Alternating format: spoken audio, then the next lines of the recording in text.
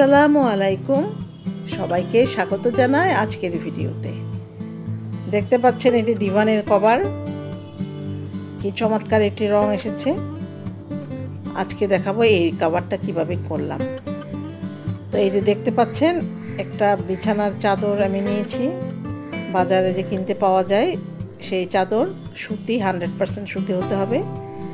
তো নিয়ে আমি বিভিন্ন সময় বিভিন্ন রং আমি লাগিয়ে নিয়েছিলাম। এবং এই যে দেখুন, এই যে আপনারা যখন কাজ করবেন তখন এটা মার্কিং করে নেবেন। তো এখানে সেরকম আমি চাদরটাকে বিভিন্ন যেখানে যেখানে আমি বাঁধবো ওরকম করে আমি একটা পেন্সিল দিয়ে মার্ক করে নিয়েছি। মার্ক করে নিয়ে কিন্তু বিভিন্ন সময় যে নেভি ব্লু রংটাও আমি করেছি অন্য কাজ করার সময়, এবং একটা টিয়া সবুজ রং দিয়েছি, ওইটাও আমি অন্য সময় কাজ করার সময় করে নিয়েছিলাম। তো এই যে এইভাবে করে ওই রঙের মধ্যে যে এই যে রঙগুলি দিয়েছিলাম, এখন আমরা পয়েন্টে পয়েন্টে এইগুলি বেঁধে নিব। তো আসলে কথা হচ্ছে এখানে আমার একটা ভুল হয়েছে যে এই গাঢ় কালার পরে দিতে হবে এবং হালকা কালার আগে দিতে হবে। তো সেই রকমভাবেই এখানে কিন্তু আমি একটা ভুল করে ফেলেছি যে আমি নেভি ব্লু রঙটা আগেই দিয়েছিলাম, কিন্তু দিলেও এটা দেওয়া উচিত ছিল হালকা একটা ব্লু কালার বা স্কাই কালার, তাহলে ছোপ ছোপ দাগ আসবে না। তো এই যে দেখুন কিভাবে এরকম স্টেপ বাই স্টেপ করে আমরা বেঁধে নিব চাদরটাকে। বিভিন্ন জায়গায় কীরকম ডিজাইন আপনারা চাচ্ছেন সেরকম ডিজাইন দেখে বেঁধে নেবেন। আর এখানে আজকে আমি রং করেছি, তো ভ্যাট রং দিয়ে আজকে রং করব। তো এই যে দেখুন আমি কিন্তু এটাকে বিভিন্ন সময় এটা আমি বেঁধে নিয়েছি। খুব শক্ত করে বেঁধে নেবেন, যেরকম মন চায় মনের মাধুরী মিশিয়ে, যেমন আমি মনের মাধুরী মিশিয়ে এই কাজটা করেছিলাম। তো এই যে বাঁধা হয়ে গেল, বাঁধা হয়ে যাওয়ার পরে কিন্তু অবশ্যই রং করার পূর্বে কাপড়টিকে আমরা ঠান্ডা পানিতে ভিজিয়ে নিব, তা না হলে কিন্তু রং ভালো আসবে না। তো আজকে আমি রং ব্যবহার করেছি ভ্যাট লাল রং 3 তোলা এবং সাথে হাইড্রোজ ও কস্টিক। হাইড্রোজ দিয়েছি ডাবল মানে 6 তোলা এবং কস্টিকও দিয়েছি আমি এখানে 6 তোলা।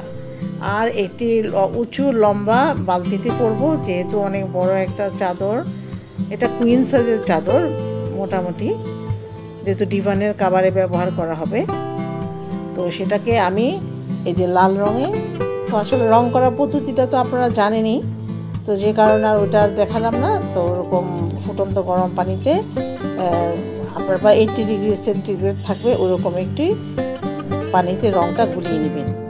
তো রংটা গুলানোর পরে এই যে দেখুন ভালোভাবে নাড়াচাড়া করতে হবে, যেহেতু বড় চাদর, যদি ভালোভাবে নাড়াচাড়া না করেন তাহলে ছোপ ছোপ থাকবে। বিছানার চাদরটি রঙে 20 থেকে 30 মিনিট ডুবিয়ে রাখতে হবে। তো রং করার পরে তো আমরা জানি এটাকে ঠান্ডা পানিতে ধুয়ে নিব। তো আশা রাখছি আপনাদের ভালো লেগেছে, এবং আপনাদের যদি প্রশ্ন থাকে আমাকে আপনারা কমেন্টে জানাবেন, আমি সেটা উত্তর দিতে চেষ্টা করব। আর আমার ভিডিওটি যদি আপনাদের ভালো লাগে অবশ্যই সাবস্ক্রাইব করবেন, লাইক কমেন্ট করে ফ্রেন্ডস অ্যান্ড ফ্যামিলির সাথে শেয়ার করবেন, এবং অবশ্যই আমার পরবর্তী ভিডিও যদি আপনারা দেখতে চান সাবস্ক্রাইব করার পরে বেল আইকনটি প্রেস করে দিবেন। এবং ফেসবুকেও আপনারা আমার এই চ্যানেলের নামেই ভিডিও দেখতে পারবেন। এই যে দেখুন হয়ে গিয়েছে কিন্তু আমার রং করা।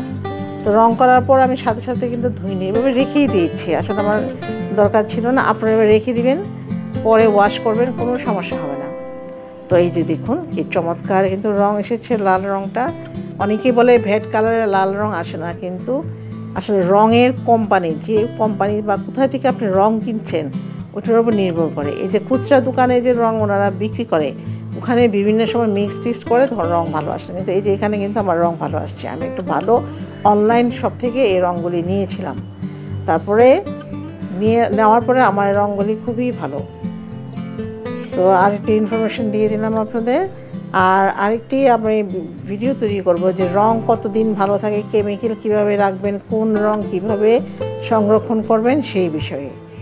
তো ধন্যবাদ সবাইকে আমার সাথে থাকার জন্য। আসসালামু আলাইকুম।